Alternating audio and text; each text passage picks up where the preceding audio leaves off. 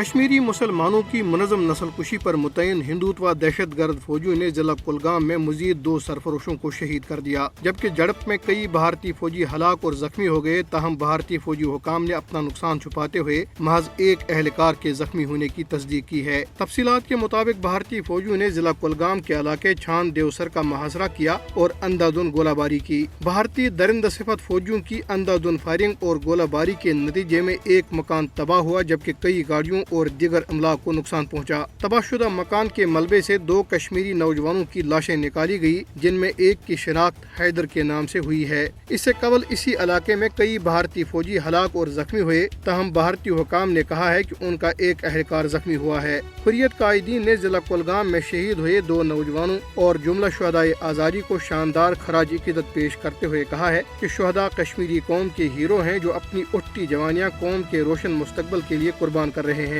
حریت قائدین نے کہا کہ بھارت ایک منظم منصوبے کے تحت کشمیر کی نوجوان نسل کو نشانہ بنا رہا ہے اور وہ کشمیر کو قبرستان اور کھنڈرات میں تبدیل کرنے پر تلا ہوا ہے۔ انہوں نے کہا کہ کشمیر میں شکست بھارت کا مقدر ہے اور اگر بھارت 10 لاکھ کے بجائے اپنی پوری فوج بھی کشمیر میں جھونک دے تب بھی وہ نامراد رہے گا۔ ہندوستان میں خالستان تحریک زور و شور سے جاری ہے اور ریاست ہماچل پردیش کی قانون ساز اسمبلی کے مین گیٹ پر خالستان کے جھنڈے لگا دیے گئے اور دیواروں پر بھی خالستان زندہ باد کے نعرے لکھے گئے۔ اس واقعے کے بعد ہندوستان میں شدید ہلچل نظر آ رہی ہے اور ہندوتوا ایجنسیاں تاحال اس بات کا پتہ لگانے میں ناکام ہیں کہ اتنی حساس جگہ پر خالستان کے جھنڈے کس نے لگائے۔ ڈپٹی کمشنر ڈاکٹر نپن جندال نے واقعے کی تصدیق کرتے ہوئے کہا ہے کہ دھرمشالہ کے مضافات میں واقع اسمبلی کمپلیکس کی دیواروں پر خالستان کے حق میں نعرے بھی درج تھے۔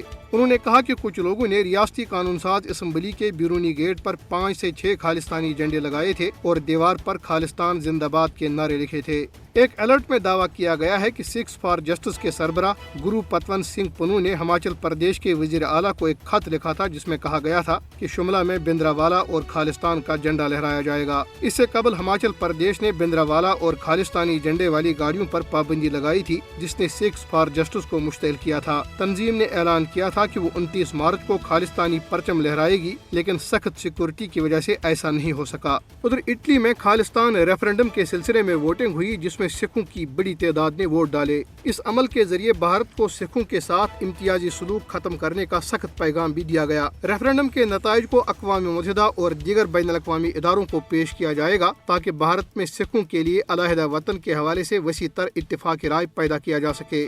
سکھوں کا علیحدہ وطن کا مطالبہ اقوام متحدہ کے چارٹر سے مکمل مطابقت رکھتا ہے اور بھارت انہیں آزادی کا پیدائشی حق حاصل کرنے سے روک نہیں سکتا۔